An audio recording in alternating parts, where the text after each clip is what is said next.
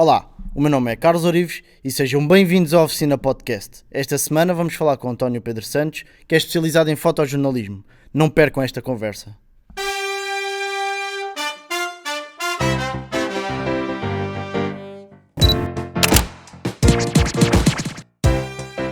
António, obrigado pela presença. Obrigado, eu. É curioso a forma como nós nos conhecemos, porque fui fazer um curso de iluminação ao Senjor e nós cruzámos-nos. Mas antes de eu dizer aquilo que já sei sobre ti, diz-nos um bocadinho mais sobre ti. Quem és, o que fazes? Bom, tenho 46 anos, profissionalmente trabalho há 22 anos no mundo do fotojornalismo.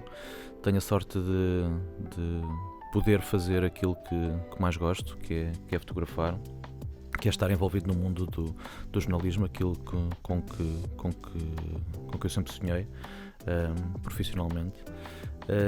Tenho 2 filhos, tenho uma árvore plantada, ainda não escrevi um livro, já publiquei um livro de fotografia, mas não escrevi um livro como se costuma dizer, são as 3 coisas que um homem deve fazer.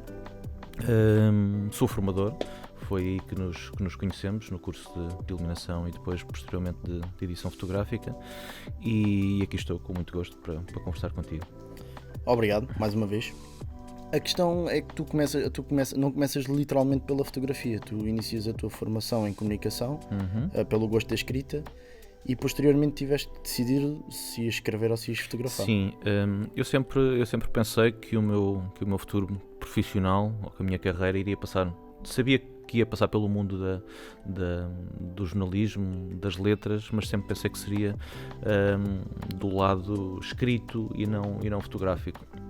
Estava a tirar já o curso de Ciências da Comunicação quando um dia fui visitar uma exposição, porque na altura havia um suplemento do Jornal Capital, que infelizmente já não existe. O suplemento era o Olhares, e lembro-me que no final desse suplemento havia sempre um roteiro das exposições de fotografia, maioritariamente em Lisboa e no Porto, Coimbra também. E eu, a partir desde que conheci aquele suplemento, comecei a fazer roteiros em Lisboa sobre as exposições que eles recomendavam. E houve uma exposição que me marcou imenso, que curiosamente não me lembro qual foi, não me lembro qual era a exposição, não me lembro qual era o autor. Mas sabes que deu o clique? Sei que deu o clique, porquê? Porque foi no Instituto Português de Fotografia, e ao lado da exposição estavam informações sobre cursos, e eu pensei, eu tenho gostado disto, gosto de fotografia, podia experimentar. Então inscrevi-me com a ajuda dos meus pais, naturalmente, que já me estavam a pagar um curso superior na universidade. Pedi-lhes ajuda para conseguir fazer esse curso, um curso básico, 3 meses. Depois tive a sorte de ter um professor que me incentivou, que me encorajou a seguir a fotografia, que me disse: tu fizeste este curso de 3 meses, eu vejo em ti potencial, acho que não devias parar, acho que devias inscrever no curso avançado. O curso avançado eram 2 anos, todos os dias. E eu estava naturalmente todos os dias na universidade, só que só tinha aulas à tarde. Então fui tirar esse curso de fotografia avançado. Todos os dias de manhã estava na fotografia, no Instituto Português de Fotografia, à tarde estava na universidade, e pronto, e no final de 98 acabo os 2 cursos, Ciências da Comunicação e Fotografia, e tinha que decidir o que é que ia fazer, e eu sabia que ia seguir a escrita. Ou melhor, estava eu convencido que iria seguir a escrita. Gostava muito de fotografia, mas iria seguir a escrita. Até porque tinha sido a tua formação. Sim, tinha sido sempre a minha formação, sempre pensei que iria passar. Aliás, eu quando era criança eu dizia que ia ser escritor. Era isso que eu pensava, ia ser escritor. Depois passei para jornalista, sabia que era essa área que mais me atraía. Bom, e às tantas vou fazer um estágio no Diário Económico, um estágio de 3 meses. E estava a gostar, mas de vez em quando via os fotógrafos do Diário Económico, eram 2, creio que eram 2 ou 3, lembro-me 2. Eu via-os passar com as câmaras e atarefados, iam revelar os rolos, não é? Na altura ainda não havia as câmaras digitais, iam revelar os rolos, e depois todo aquele suspense à procura da imagem certa no meio das 36 fotografias, não é? E às tantas eu pensei, não, eu gosto de escrever, mas a minha paixão está ali.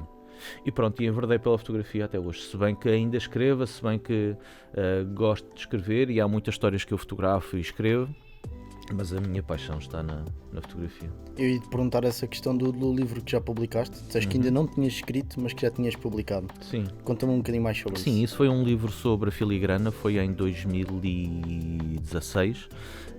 Eu ganhei uma bolsa num concurso que é o Estação Imagem, o principal concurso de fotojornalismo em Portugal. Ganhei uma bolsa depois de ter apresentado um projeto sobre a filigrana na zona do Minho, Viana do Castelo, Gondomar, Póvoa de Lanhoso, etc. Toda aquela zona. Então estive durante um ano a acompanhar esse tema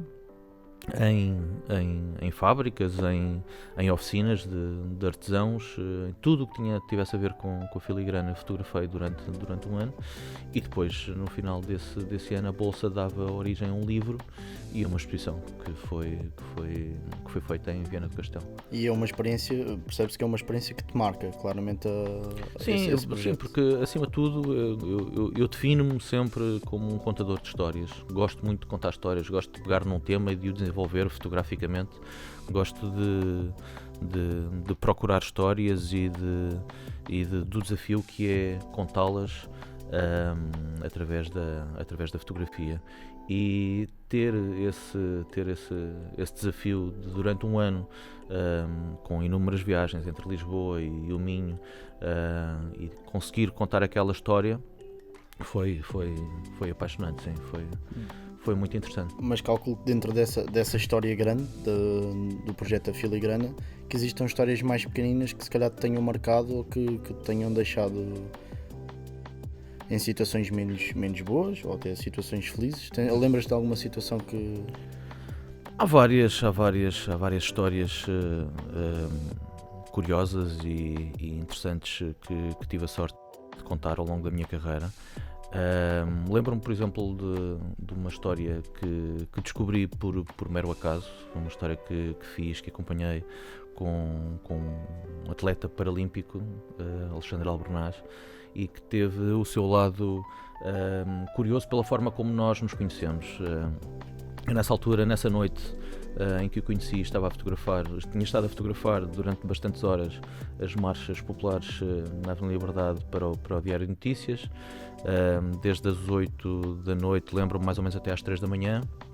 Tinha deixado o carro muito longe, estava carregado com o material todo, com o computador, e estava a dirigir-me para o carro, já passava das 3 da manhã, e ali a caminho do Saldanha, na Fontes Pereira de Mel, cruzo-me com um casal, sendo que ele estava numa cadeira de rodas, a mulher estava sentada num banco em frente dele, e eu passo pelo meio, que era por onde eles tinham espaço, não é? E ao passar por eles, fiz uma coisa que para mim é normal, que foi dizer boa noite. Apesar de estarmos no centro de Lisboa e não ser muito usual no meio citadino cumprimentarmos as pessoas com um bom dia, com um boa tarde, boa noite, só de passagem, eu achei que, passando pelo meio de duas pessoas, tinha que dizer boa noite, e disse boa noite. E quando eu digo boa noite, o Alexandre diz-me boa noite e obrigado. E eu olhei para trás para ele e disse, mas porquê obrigado? Porque você foi a primeira pessoa que passou por aqui que nos disse boa noite. Nós estamos aqui à espera de um autocarro e há muitas pessoas que passam por aqui, pelo meio de nós, eles estavam a conversar, eram namorados, e ele achou curioso eu ter dito boa noite. Bom, e esse boa noite deu origem a que tivéssemos estabelecido uma relação de amizade. Eu acabei por ficar a falar ali com eles meia hora, sentei-me com eles e tivemos a falar um bocadinho sobre a vida deles e sobre a minha vida também, e achei que tinha ali uma história muito interessante para contar. E pedi ao Alexandre, gostava de contar a tua história, e ele disse, olha António, eu detesto jornalistas, mas pela forma como nós nos conhecemos, eu faço questão que tu contes a minha história.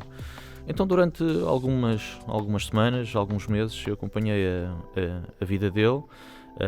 Ele abriu umas portas de sua casa, mostrou-me as dificuldades que tem para treinar. Ele esteve nos Jogos Olímpicos do Brasil, do Rio de Janeiro, apesar de ter sido atleta suplente e não tivesse chegado a competir, mas acompanhei as dificuldades dele para ir treinar, em que, só para teres uma ideia, ele para fazer um percurso de casa até à piscina, são cerca de 10 km, tem que apanhar 2 autocarros. Não é fácil, muitas vezes os autocarros não param nas paragens de autocarro, quando vê uma pessoa de cadeira de rodas. Eu vi esse tipo de situações. Porquê? Porque dá trabalho abrir a porta atrás, baixar o piso, esperar que ele entre, então é muito mais fácil para eles às vezes não parar. Vi todas essas contrariedades que ele tem, para além do facto de ser deficiente, de ser paraplégico. E foi uma história muito, muito interessante que gostei muito de contar e que curiosamente acabou por ser premiada também no Estação Imagem. Dentro deste projeto tu acompanhas o Alexandre, nota-se claramente que já tinhas muita vertente da reportagem e do contador de histórias, mas dentro da tua vida fotográfica tu tens outra valência, não é? Maioritariamente retratos, assumes-te também como retratista, inclusive na tua biografia. E nós já falámos sobre isto na formação, mas eu gostava de explicar às pessoas que nos estão a ver a forma como tu constróis os teus retratos. Tu consegues explicar mais ou menos a forma como tu pensas o retrato, como nos explicaste a nós na formação? Relembra-me lá o que é que eu expliquei na formação. Pronto, na formação que nos dizias era que muitas vezes no teu trabalho que tinhas de fotojornalismo, muitas vezes as entrevistas escritas ou gravadas tinham 10, 15 minutos, 20, e quem tinha a câmara na mão muitas vezes tinha 5, 10 minutos e tu tinhas que conseguir desenvolver ali um pensamento rápido, luz, imagem, enquadramento. Só que para quem está a começar isso não é simples. Tu se calhar começaste a fazer isso, já tinhas alguma estaleca. E aquilo que eu gostava que tu explicasses se calhar à malta lá em casa é como é que é o teu processo próprio quando tu encaras uma situação dessas. Qual é a primeira coisa que vês, qual é a primeira coisa que pensas? Como é que tu desenvolves as imagens que tens inclusive no teu site? Sim, bom, tu disseste uma coisa que as entrevistas escritas demoram 10, 15 minutos, não demoram 1 hora ou 2, e muitas vezes nós temos que estar ali à espera que termine a entrevista para fotografarmos no fim. E acontece que a pessoa, depois de ter estado 1 hora ou 2 a falar, eu provavelmente para estar aqui 1 hora a falar, depois se calhar já não tenho a mesma sei lá, disposição, não é? Para depois ainda estar a ser fotografado, ainda estar a ser massacrado, entre aspas, por uma sessão fotográfica. E portanto, o que acontece muitas vezes é que isto no mundo do fotojornalismo, naturalmente, depois das pessoas darem entrevista, normalmente dizem, eu agora só tenho 5 minutos, só tenho 10 minutos, e portanto já não têm o mesmo à vontade para com o fotógrafo do que para com o redator. E portanto é um enorme desafio ter 5 minutos para fotografar uma pessoa e para fazer um trabalho de excelência, porque eu não gosto de fazer fotografia por fazer, gosto de ter orgulho naquilo que vou publicar. Portanto seria muito mais fácil para mim eu dizer, ok, você só tem 5 minutos, então eu faço aqui 2 ou 3 fotos e vou-me embora e que seja o que Deus quiser. Não, eu tenho que me orgulhar naquilo que vou publicar depois, portanto eu tenho que me esforçar ao máximo. Eu lembro-me sempre daquela frase do Fernando Pessoa que é: põe quanto és no mínimo que fazes, mesmo que seja só uma fotografia, mesmo que seja para o jornal regional de Tábua, com todo o respeito que isso me dá, eu tenho que dar o meu melhor, e o meu melhor tem que ser feito em 5 minutos ou em 50. Perguntaste-me as coisas que eu penso logo, ou com que eu me preocupo. Acima de tudo, preocupo-me com a luz, como é lógico, não é? Preocupo-me muito com o fundo. Portanto, depois de ter estado 1 hora ou 2 à espera que uma entrevista acabe, eu já tive tempo para analisar onde é que vou fotografar as pessoas, não é? Atenção, só fazer aqui um parênteses, não é obrigatório eu fazer as fotos no final, eu posso fazer as fotos no início, não é? Depende, muitas vezes até prefiro fotografar no início, porque a pessoa tem outro à vontade, tem outra disposição, está mais dada a certos pedidos, certos tipos de enquadramentos, uma postura talvez menos rígida, e portanto quando faço depois já tive esse cuidado de analisar onde é que vou fotografar, não é? Claro que às vezes a entrevista decorre numa sala com 4 paredes brancas e se calhar as fotos têm que ser feitas ali, não há muito a fazer, não é? Portanto, temos que controlar a luz, temos que controlar o fundo, temos que controlar, claro, a postura da pessoa e fazer tudo isso em 5 minutos. Claro que existe taleca, como tu estavas a dizer, exige experiência, mas acima de tudo exige aquilo que eu promovo em todas as minhas formações, que é o conceito de criatividade. Temos que ser criativos acima de tudo, e é isso que eu faço por fazer em qualquer trabalho que tenho. Entretanto, estavas a falar sobre isso e eu estava-me a lembrar que nós fizemos este exercício na formação que fizemos de iluminação. E para mim foi um desafio, ao ponto de nós só tivemos 5, 10 minutos, que eu me lembro, criaste esse exercício igual.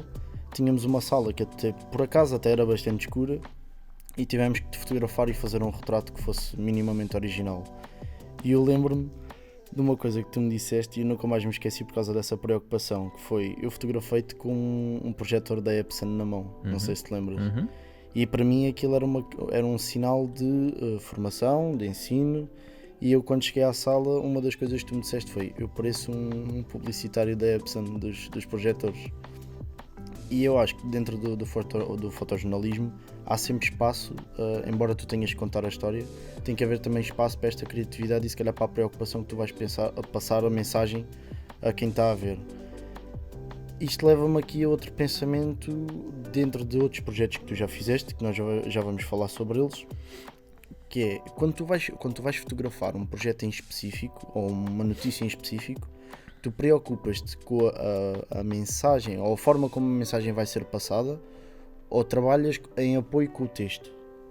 Ou seja, a imagem vai apoiar o texto, ou tu trabalhas já em que basta olhar para a imagem e perceber tudo o que se passa lá ou ter uma interpretação da situação? Bom, quando vou com um colega, redator, porque jornalistas somos os dois, não é? Ambos estamos a fazer jornalismo, ambos vamos recolher a informação de maneiras diferentes, ele do ponto de vista escrito e eu do ponto de vista fotográfico. Depende dos trabalhos, não é? Depende. Claro que se vou fazer uma reportagem de fundo, tem que haver sempre essa ligação entre o texto e a fotografia, entre a ligação entre as duas componentes. Mas depende também, se vou fotografar uma manifestação da função pública para a Agência Luz, onde eu colaboro desde alguns anos, portanto não há essa ligação. Eu sei ou tenho que saber interpretar a informação do ponto de vista fotográfico e nem sequer vejo o redator. Não é? Portanto, nós temos que pensar sempre da forma como vamos contar a história, quer seja uma manifestação, quer seja uma entrevista, quer seja uma reportagem de fundo durante um ano. Acima de tudo, nós temos que transmitir a informação em fotografia. E pegando nisso, quais são os maiores desafios que tu encontras ou que foste encontrando ao longo da tua carreira e que uns foram desaparecendo, outros foram aparecendo? Atualmente, quais são os maiores desafios que tu encontras no fotojornalismo? Bom, eu acho que o maior desafio é conseguir manter-me no fotojornalismo, porque vejo, infelizmente, tantas publicações a desaparecerem, não é?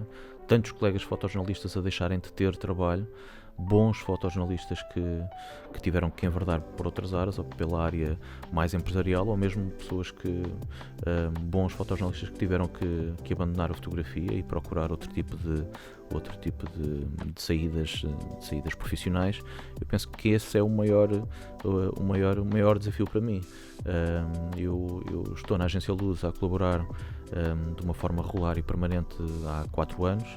Antes estava no Jornal I, onde estive portanto, nos quadros durante 4 anos e meio, onde tinha outra estabilidade. Ser freelancer não é fácil, não é? Porque quando nós começamos o mês, nós freelancers, quando começamos o mês, nós começamos a zero. Portanto, nunca sabemos o que é que o fim do mês irá representar a nível financeiro. Portanto, o maior desafio para mim neste momento é conseguir continuar a fazer aquilo que mais gosto, que é o fotojornalismo. Achas que te aguça a criatividade ou o engenho de trabalhares como freelancer e não como... Não, de todo.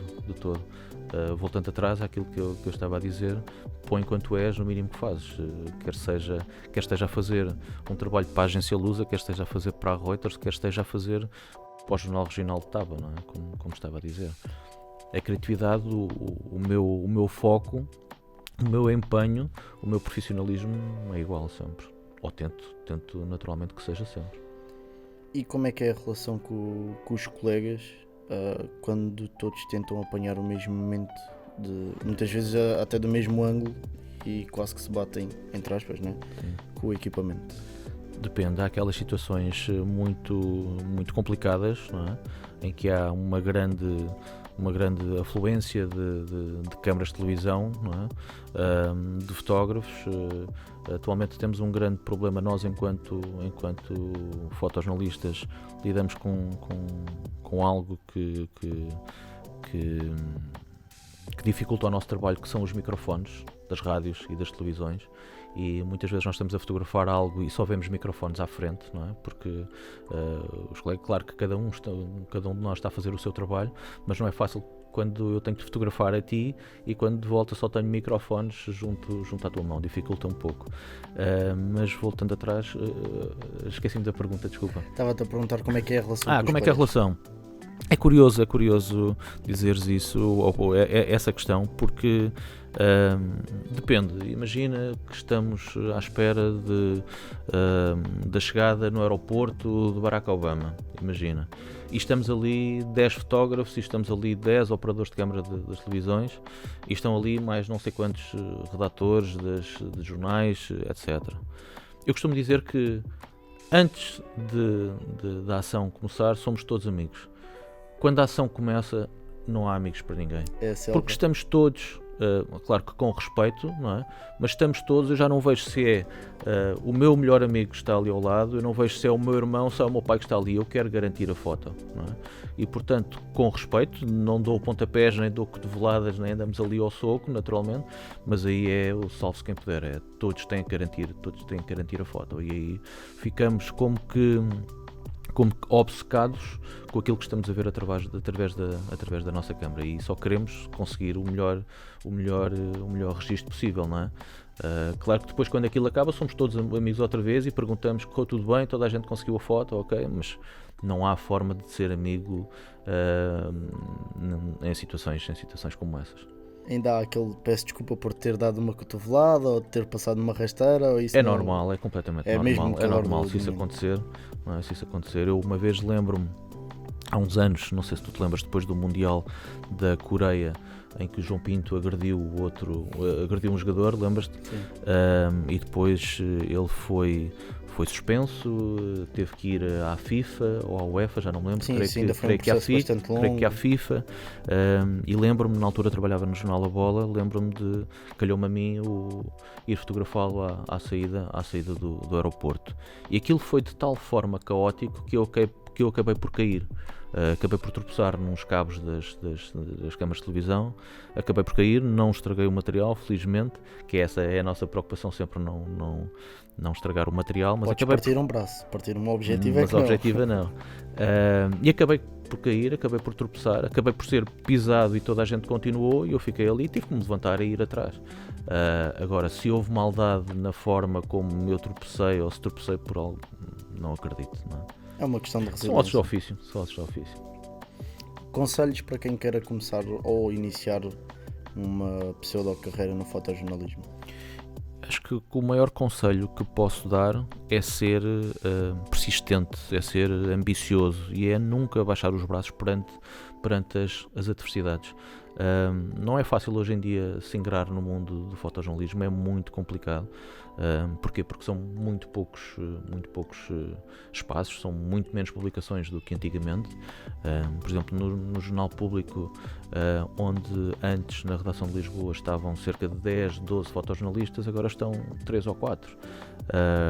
Portanto, as vagas são cada vez menores, mas claro que há aqueles que conseguem se ingrar, não é? E felizmente que há uma faixa etária, há uma nova geração de fotojornalistas a se ingrar no meio, e isso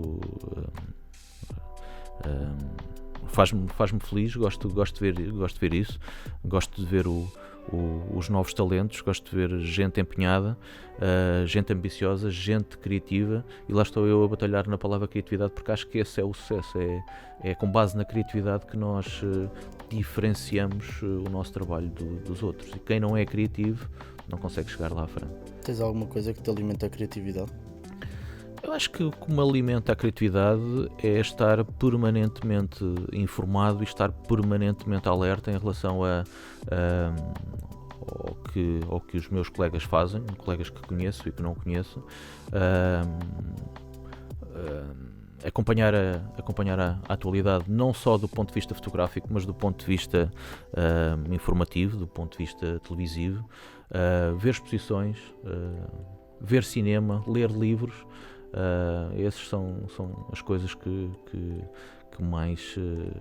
mais me estimulam a criatividade. Mas se me perguntares onde é que eu descubro as ideias para contar novas histórias, para contar novos temas, para ir atrás, já me aconteceu fazer uma reportagem em casa, que curiosamente foi premiada também. Portanto, a história pode estar em casa. Já tive histórias para reportagens em sonhos, antes de adormecer, a tomar banho. Acho que o principal foco é estarmos sempre alerta e estarmos sempre com vontade de contar novas histórias, não é? Eu continuo a achar que o grande desafio é tu conseguires passar aquilo que tens na cabeça e passares a mensagem para a imagem.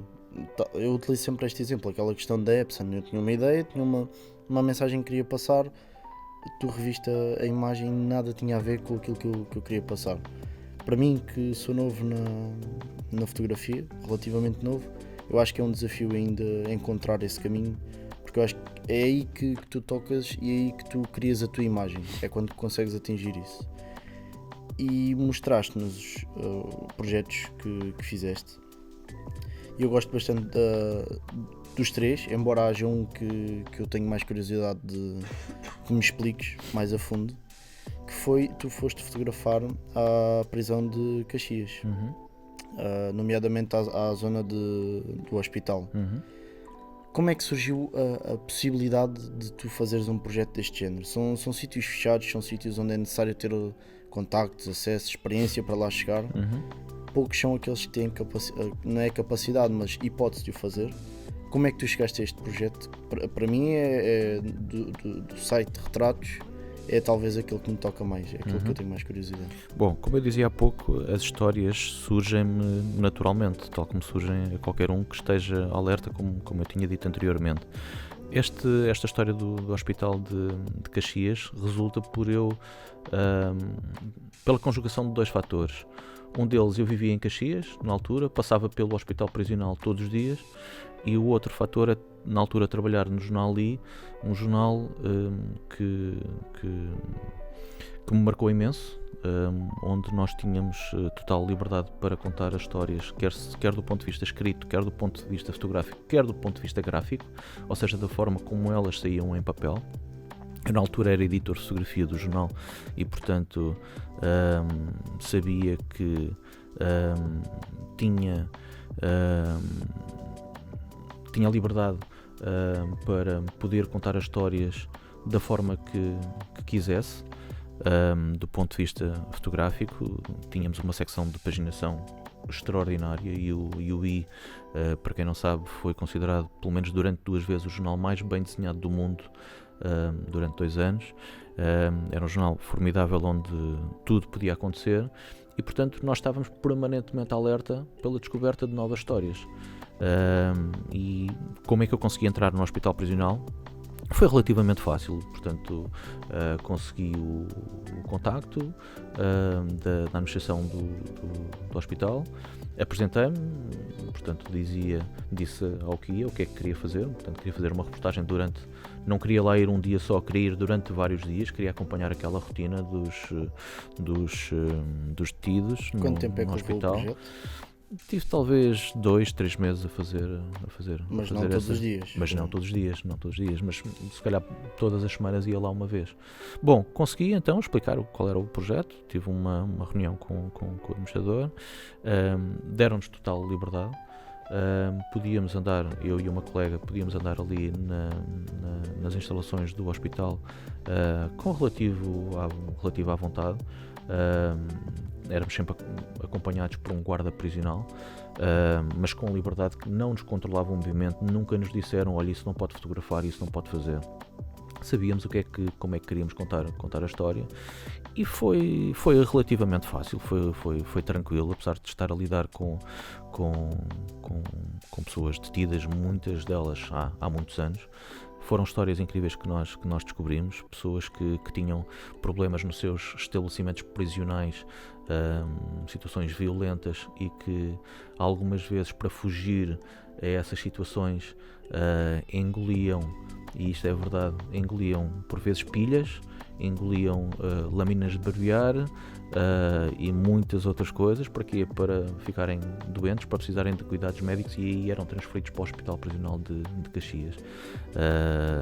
E portanto encontramos histórias fascinantes, pessoas simpáticas, não tivemos o mínimo problema de insegurança ou de algum conflito. Claro que nós tínhamos só a salvaguarda de não poder identificar os reclusos. E assim fizemos, e infelizmente a reportagem acabou por ser publicada só em 4 páginas. Até hoje arrependo-me de não ter guardado aquilo para um dia onde pudesse publicar pelo menos mais de 2 páginas, porque o trabalho era muito mais do que isto, como deves calcular. Tu nunca, isto é a minha opinião, acho que tu nunca conseguirás, se calhar, passar todas as histórias ou todas as experiências que passaste no Hospital de Caxias, mas volto a fazer a mesma pergunta que te fiz há bocado com a questão da filigrana. Tu tens alguma história ou algum episódio durante o projeto que te marque, que te faça, sempre que tu penses neste projeto, lembres dele? Do Hospital Prisional? Do hospital, sim. Não houve assim nenhum episódio, agora assim de repente não houve assim nenhum episódio. Aquilo que eu gosto mais de fotografar são pessoas, não é? Portanto, todo o meu trabalho gira à volta de pessoas, e aquilo que eu gosto de encontrar são as histórias das pessoas, porque creio que é essa capacidade das histórias que me atrai, essa capacidade de unir as pessoas, não é? Portanto, através de mim, através do meu trabalho, através das pessoas que são fotografadas, e depois através das pessoas que veem as histórias, não é? Que leem as histórias. É isso que me atrai. Temos outro projeto. Lembro-me, agora de repente lembrei-me, tivemos a sorte de estar lá num dia em que um recluso chegava ao fim do cumprimento da sua pena, e vimos-lo a sair. Por acaso acho que ele não, esse momento não aparece nesta história publicada no I, mas foi muito interessante ver a alegria dele de arrumar as coisas à pressa, tudo num saco de plástico, e vê-lo a sair, e acompanhámos mesmo a saída dele, e depois estava uma família cá fora. Fotograficamente não correu muito bem, não foi algo que me tivesse feito escolher essa imagem em detrimento das outras que saíram, mas foi um momento engraçado. Pequeno nisso, eu já estava aqui a pensar nisto há algum tempo, na questão de pôr tudo o que és no pouco que fazes, mas muitas vezes, se calhar, a própria história da imagem ou o momento da imagem, como a saída desse recluso, achas que tecnicamente a fotografia tem que estar bem para a mensagem ser passada com a intensidade que tu queres? Claro, como é lógico, não é? Achas que uma imagem desfocada não te consegue passar a mensagem que tu queres? Uma fotografia desfocada para mim não existe. Pode ser a melhor fotografia do mundo, aquela fotografia podia ganhar o World Press Photo a nível mundial, mas está desfocada, tecnicamente está errado, é uma fotografia que não existe. É como um remate à trave. É um remate mal feito, não é? Mas não deixa de causar emoção. Pode causar, mas tecnicamente, se não existe, se não está bem tecnicamente, para mim é lixo. Estava quase lá, foi quase golo, mas não consegui fazer. Mas não foi golo. É uma boa perspectiva.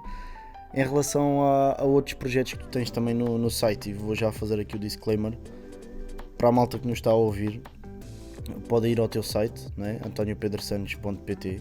Lá terão acesso a estes projetos que nós estamos a falar e mais, inclusive é também a questão dos retratos que eu falei há pouco, e uma pequena biografia onde te vão conhecer. Nós agora vamos ver então o projeto de Alcoitão, que tu também fotografaste. Aqui eu acho curioso o facto de ser tudo a preto e branco, porque mesmo na formação que tive contigo no Senjor, eu não me lembro de te ver a fotografar muito a preto e branco, pelo menos dos trabalhos que mostraste. E gostava que me explicasse o porquê de teres optado pelo preto e branco neste trabalho. Já não me lembro ao concreto, este trabalho já tem talvez uns 15 anos, talvez. Já não me lembro em concreto. É, como tu dizes, o meu trabalho gira muito à volta da cor. Eu gosto muito da cor, e são raros os trabalhos em que depois os passo para preto e branco. Neste caso, na altura, quando estava a editar, provavelmente achei que faria mais sentido pela história que estava a ser contada também. É engraçado como eu começo este projeto, porque eu não começo este projeto para publicar em nenhum lado. Eu descobri a história.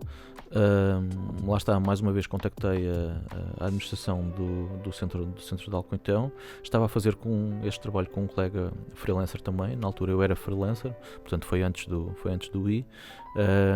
E durante vários meses acompanhámos esta história no centro. O meu colega vivia em Santarém, portanto ele vinha de propósito para Lisboa. Eu apanhava em Lisboa, íamos para Alcoitão, passávamos lá dias inteiros a fazer esta história, e quando acabámos a história não tínhamos onde publicar. Esta história acaba por ser só publicada mais tarde no I, vários anos depois, porque lá está, essa é uma das grandes dificuldades para um freelancer também quando constrói uma história, é conseguir publicá-la.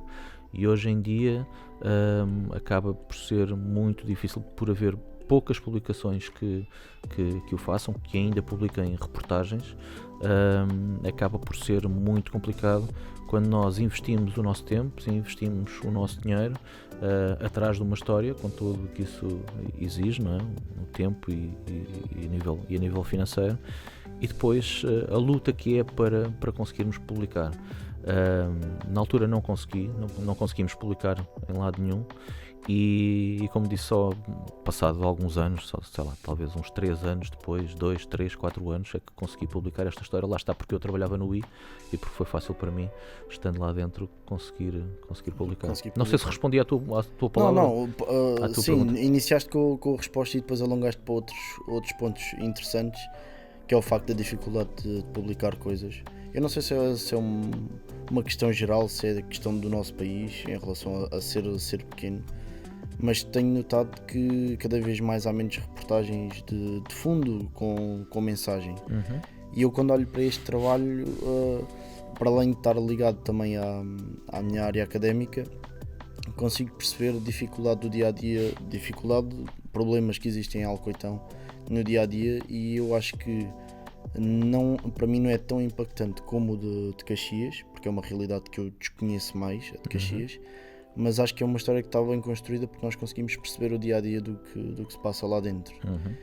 Tal como a questão também do trabalho que tu fizeste no IPO. E a questão do IPO tem juntamos-nos aqui, ou tocando-nos em projetos. Porquê?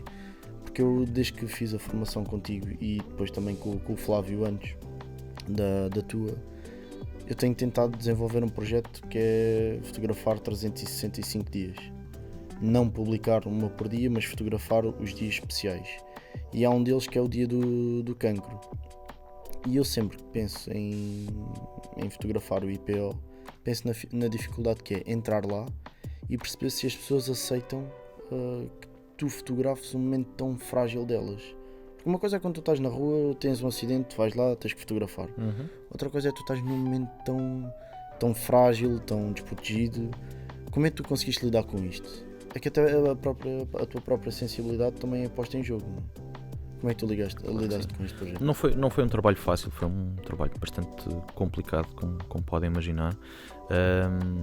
Tive a abertura para fazer esse trabalho, que foi publicado no I. Tive a liberdade para poder contar esta história mais uma vez, não só num dia, nem 2 ou 3, mas foram bastantes dias que lá fomos. Tínhamos bastantes limitações ao nosso trabalho, portanto havia sítios que não podíamos entrar, e quando entrávamos tínhamos muito pouco tempo para fotografar. São situações delicadas, como é lógico, não é? Claro que para publicar este tipo de imagens tínhamos que ter autorização das pessoas, não é? Não ia divulgar a cara das pessoas sem a sua autorização, como é lógico. Portanto, todas estas pessoas foram alertadas e foram questionadas sobre a sua autorização de publicação para este trabalho. Foi difícil acompanhar. Felizmente não tenho ninguém na família que tenha tido esta doença, felizmente, mas claro que, como tu estavas a dizer e bem, nós pomos-nos sempre no lugar dos outros, não é? E eu costumo dizer que nós somos também aquilo que fotografamos. A forma como fotografamos diz muito de nós. Só houve uma coisa que eu disse que não queria fazer, apesar de ter a abertura do IPO para isso. Só houve uma coisa que eu disse, um sítio que disse onde não queria ir. Deixa-me adivinhar. Crianças. A ala pediátrica, eu disse, eu não vou, eu isso não quero, eu isso não consigo fazer. Tenho 2 filhos, adoro crianças e isso era incapaz de estar a fotografar o sofrimento das crianças. Foi complicado, foi uma história complicada, mas era por outro lado também acho que era interessante que as pessoas vissem o trabalho de excelência que é feito dentro daquela entidade, daquelas instalações, com médicos, com enfermeiros, com técnicos de todo da área de saúde extraordinários, e encontramos também histórias incríveis por parte dos doentes que ali estavam. Eu agradeço-te a coragem de teres feito um projeto deste género, porque nós ouvimos falar tantas vezes do cancro e de doenças e do Sistema Nacional de Saúde, que nos esquecemos muitas vezes de que isto existe, de que esta realidade existe, e que muitas vezes é necessário valorizá-la e se calhar olharmos para a sociedade de outra forma. É assim, desculpa interromper, é assim que eu encaro a profissão, não é? Eu acho que esse é um dos papéis fundamentais do fotojornalista. É encontrar histórias, é contar as histórias e é mostrar aos outros, não é, histórias fascinantes como esta, do ponto de vista de quem trabalha para combater a doença, não é? Quer por parte dos verdadeiros heróis que nós encontramos ali a lutar pela sua própria sobrevivência. Depois de tantos projetos, estes 3 são apenas se calhar a pontinha do iceberg de tantos projetos que tu já fizeste. Achas que estes projetos te deixam um bocadinho mais alerta para a nossa sociedade, para coisas que temos que mudar, para formas que se calhar formas de pensamento que temos que mudar? Achas que deixa mais alerta para isso? Ou... Eu tento que as histórias que fotografo que sejam claramente um alerta. Acho que esse é outro dos papéis do fotojornalista, não é? Lembro-me, por exemplo, de um trabalho de um colega, do Mário Cruz, que venceu na categoria de ambiente, com o trabalho fantástico que fez nas Filipinas, alertando para o nível de poluição que existe ali, ao nível dos detritos de plástico. Acho que quer seja a outra reportagem que ele fez também na Guiné-Bissau, com as crianças que estavam a ser escravas, não é? Com líderes religiosos que utilizavam as crianças para fins que realmente eram totalmente inaceitáveis, e chamou a atenção do mundo para isso, esse trabalho que ele fez, chamado Talibês, e esse acho que acaba por ser o nosso papel, não é? Também alertar. Falei dos trabalhos do Mário Cruz, mas poderia falar de tantos outros que chamam a atenção da sociedade para certos temas, não é? Fazendo aqui um desvio, um bocadinho, uma curva mais à esquerda apertada, tu atualmente, derivado também talvez à questão não sei se foi do Covid, se não, tu iniciaste um novo projeto. Tu agora tens a tua conta de Instagram, tem a premissa de publicares uma fotografia por dia. Pelo menos uma fotografia por dia. Pelo menos. Ok, se calhar é o termo mais correto. O que é que te levou a fazer isso?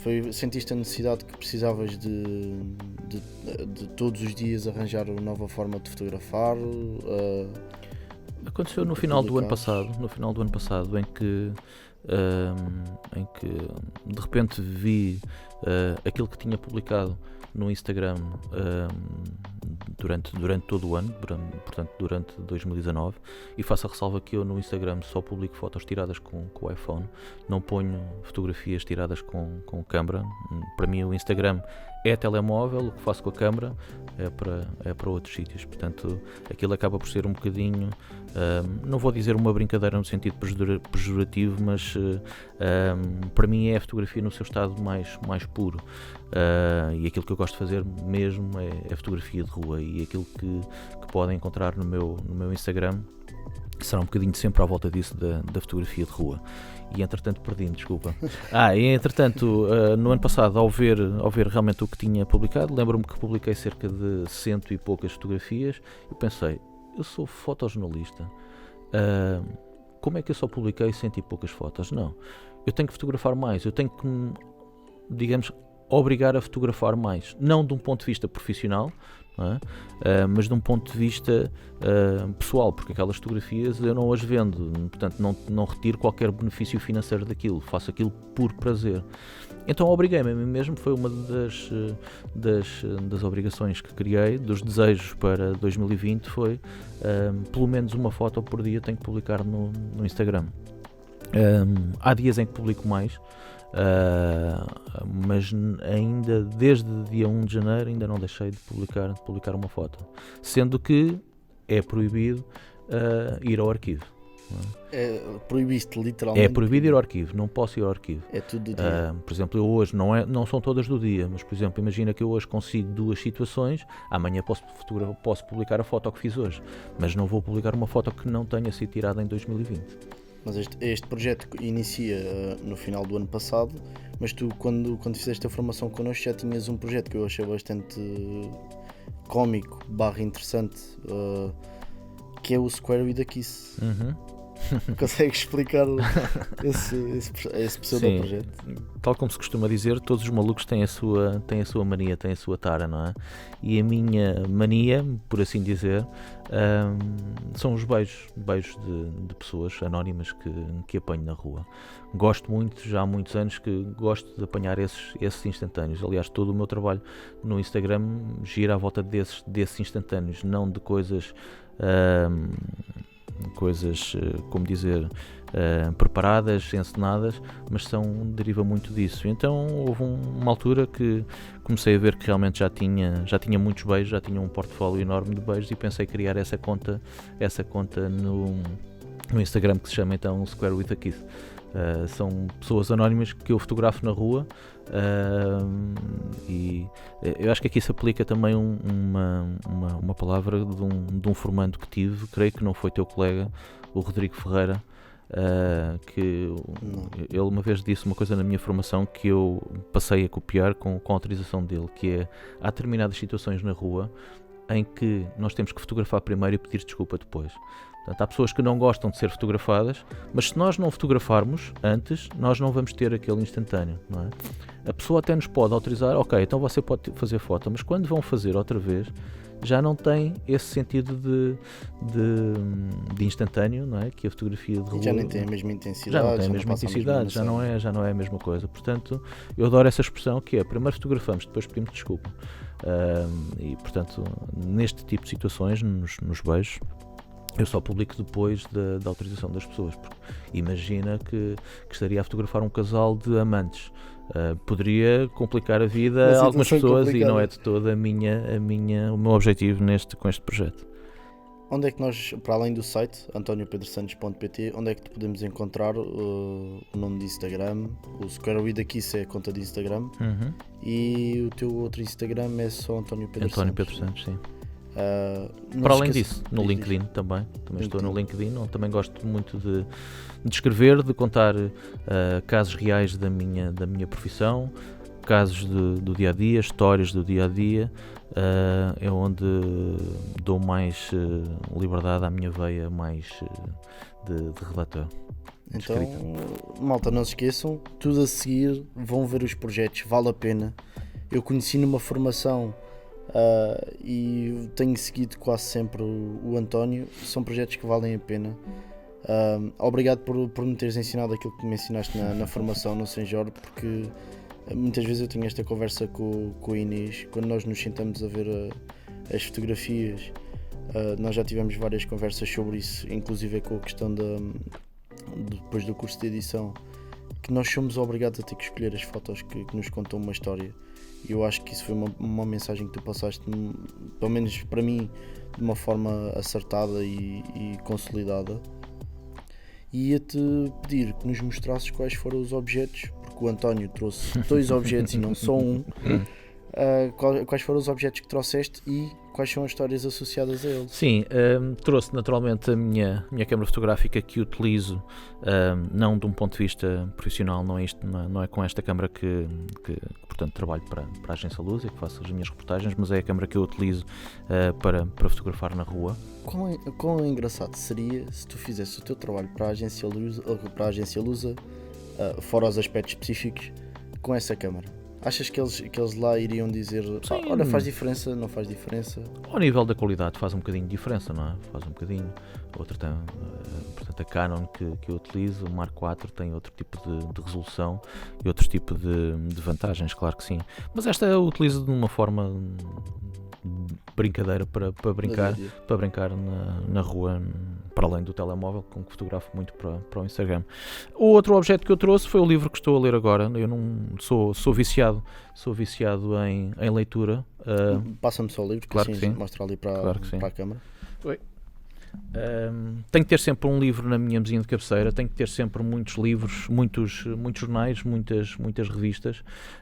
Eu sou um colecionador de jornais e revistas de todo o mundo. Costumo dizer que, para mal dos pecados da minha mulher, que vê jornais e revistas por todos os cantos da casa, mas lá está, as letras e a fotografia são a minha vida. António, muito obrigado por este bocado. Obrigado por te disponibilizares a vir falar connosco. Obrigado por partilhares um bocadinho mais da tua experiência, para além daquilo que falámos. Espero-nos que voltemos a cruzar. Sempre que necessitares do nosso espaço ou quiseres vir ao nosso podcast, nem que seja assistir, estás à vontade. Muito obrigado. Para além de formador, eu cada vez te considero mais uma pessoa próxima, até porque eu vou acompanhando o teu trabalho e eu acho que isso também é uma magia da fotografia. Não sei se queres fazer mais algum call to action. Foi um prazer. Foi um prazer conhecer-te, foi um prazer ser teu formador e foi um prazer estar aqui a conversar contigo entre amigos. Obrigado. Terminamos a nossa conversa esta semana. Para a semana haverá mais convidados, mais conversa de audiovisual. E nunca se esqueçam desta mensagem. Escaclang!